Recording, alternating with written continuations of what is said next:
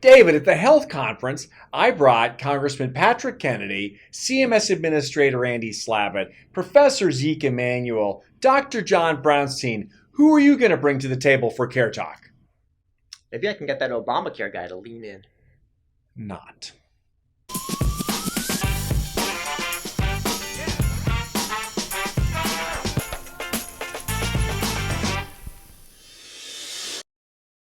Welcome to CareTalk, your monthly or more frequent home for incisive debate about healthcare, business, and policy. I'm David Williams, president of Health Business Group. And I'm John Driscoll, the CEO of CareCentrix. Las Vegas, John. How was the health conference? Well, I hate Vegas, but I thought health was really interesting. You've got a lot of really critical issues being discussed. You've got a lot of companies coming together, and a lot of the conversations in the hallway were about some interesting innovations. You did have a fair amount of technology companies which were kind of looking for a home in healthcare. I'm not sure they're I think they're more show than trade. John, it was nice to actually bring a few little guests in to sort of get in the middle between us here, and we got some great guests. I thought. We you were kind of low key in some of the questions, but Zeke Emanuel, Congressman Kennedy, CMS Administrator Slavitt, John Brownstein. It was a pretty good crew. Get you more hyped up. It was a good group, John. What was funny was that they're like, they're somewhat serious guys, and then they realize about 2 or 3 minutes in, it's like, is he pulling my leg, so to speak? Why didn't Mark Cuban show up? I mean, what was up with that? Oh, yeah, you know what? Mark Cuban, come on. Come on our show. I spoke with him, and he said he had to go home on his plane. Oh, you talked to him? It was like the last flight out, So luckily, when Andy Slavitt came on, he said, take that, Mark Cuban. So we'll see if he does take it. Enough of that. We're getting into the middle of Obamacare enrollment season. Big O. What do you think's going to happen? Not the only big O. John, the Republicans have tried and failed to just completely get rid of Obamacare, and now they've gone to taking credit for it. But don't they want to keep it, but they also want to kill it, and they want to kill it? Well, they're saying how great the exchanges are working and how the prices are down, and by the way, we're still backing the lawsuit that's going to kill it. 4%. Yeah. Across the board, down almost double digits in 6 states. It's pretty impressive, actually. It's succeeding, despite, not because of the Trump administration. And how are we going to handle this fact that the Trump administration is keeping it secret that people can even enroll? Yeah, I mean, it's like the best kept secret. But I think, John, what's actually happening is now, people realize, insurance, I should probably have that, especially since I have had it under Obamacare. But still, 700,000 fewer people had health insurance in the year 2017, which is the last year we have all the data for, because of the Trump administration trying to keep them away. 400,000 children have been dropped from Medicaid rolls. Those are kids, a number of them are going to get sick. A number of them are from poor families, low birth weight babies. The bill's still going to come in. It's sort of nuts that we're not actually trying to optimize the best. And I think what's interesting is that some of these red states that have expanded Medicaid coverage and actually are showing better cost trends. And that's driving, I think, why the costs are coming down. No, I think that's right. And John, it'll be interesting to see what happens in Kentucky, actually, with the new Democratic governor, if the Democratic process takes. Do you pay any attention to what happens out of the Northeast? I'm impressed that you could find Kentucky on a map. It's the funny looking one, right? Well, let's perhaps move on from there. Moving right along. What? There are a lot of funny shaped states. I don't want to go through 38 more questions. But there is a pretty significant chance that the Supreme Court will be presented a case that could strike down Obamacare. What is the administration planning on doing with these 18 million people, as well as all of the adjustments in the insurance rules what would happen?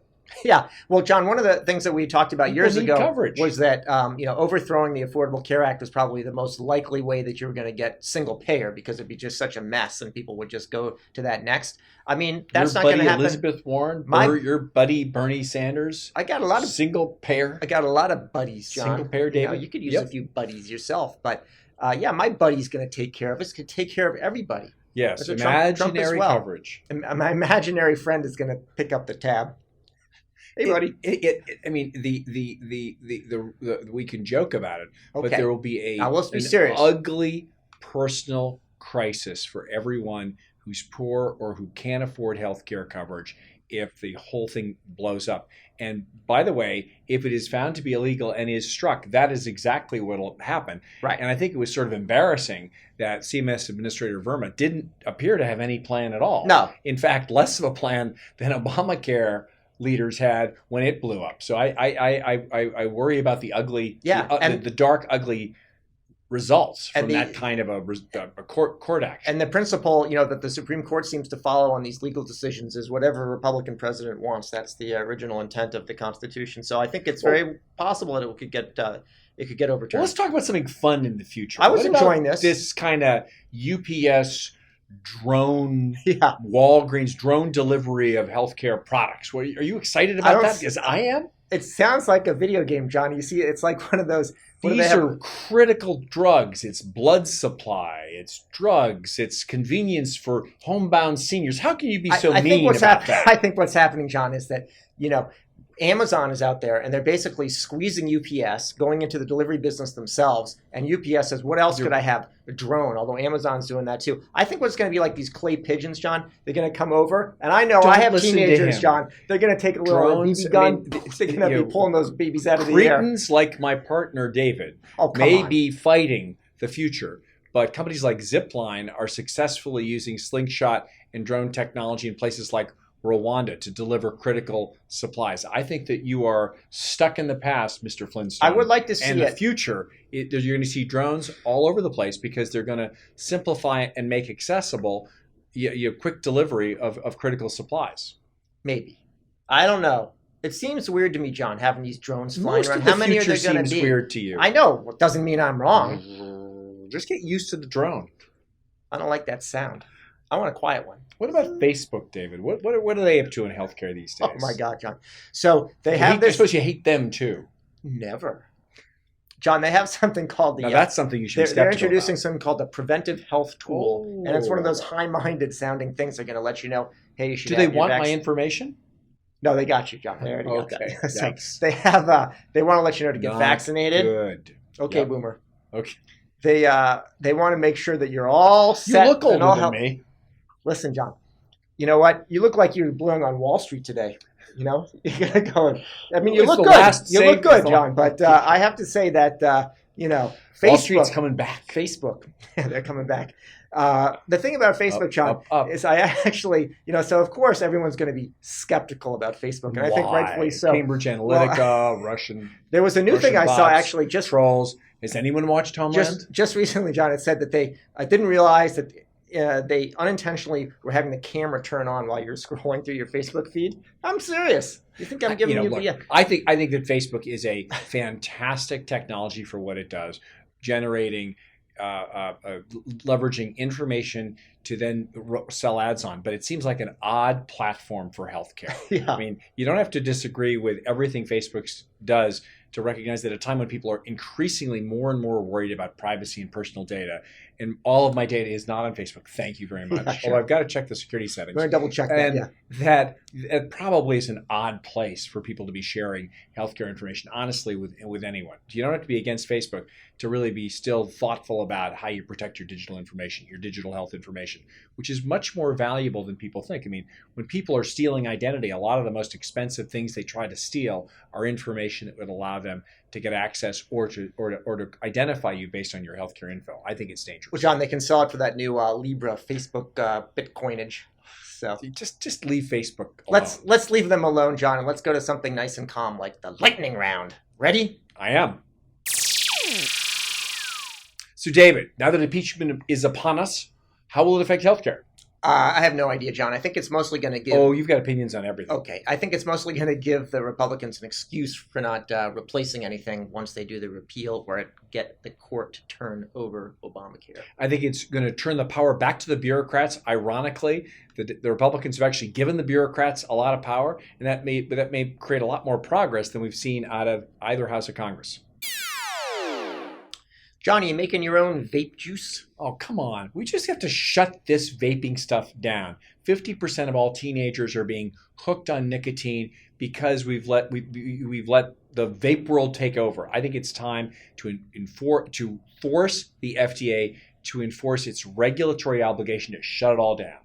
Well, John, I'm not actually making my own. I'm not making my own vape juice, but if I were a smoker, I would. And I've heard about some people that were they were cigarette smokers. They've gone to e-cigarettes. These are adults, and now they're actually worried. So they're making they got the recipe for Dodge Jolly Rancher flavored. And that's what they're going to do because they want to have it because they're afraid they're going to go back to cigarettes if the vapes are banned, which they are in Massachusetts. So, John, you're dressed as a Wall Street man today, which must mean that you're in favor of either Deval Patrick or Michael Bloomberg for president. Which one has your vote? I raise you one Mike Bloomberg over your Deval Patrick. I think Mike would be a great president. Mayor Bloomberg did a fantastic job fighting for public health, for better schools, for safer streets, and for an innovation economy in a city that works. I'm for Mike Bloomberg. Let's say you. Well, Bloomberg is the People's Republic of Massachusetts. So Bloomberg is actually from Massachusetts, unlike Patrick. So I'm going to go with Bloomberg, and also he's actually old enough to run for office. So David, are you at all worried about your buddy Elizabeth Warren's Medicare for All proposal, the most expensive proposal ever? I thought I was a Bernie buddy, or is that a? Well, I think actually they're staying very buddy, close together. Bernie. You, Bernie, Elizabeth. It's a small boat, but the three of you seem very comfortable there. And Buttigieg is not in it actually He's because not. I think nobody cares. John, no one cares. Reasonable. You're such a crybaby about deficits. Oh, $1 trillion deficit, big deal. Just about this is healthcare. Cost. It's important. Pay up. I think pay up or shut up, or both. Owning the fact that we should just. The notion that we should pay for everything is one of the biggest problems of healthcare. We've got to deal with our cost problems. No, I want fair prices. Just like the British did that, like in the 50s, John, is like make do and mend. You can't buy everything, David. It's a fantasy land.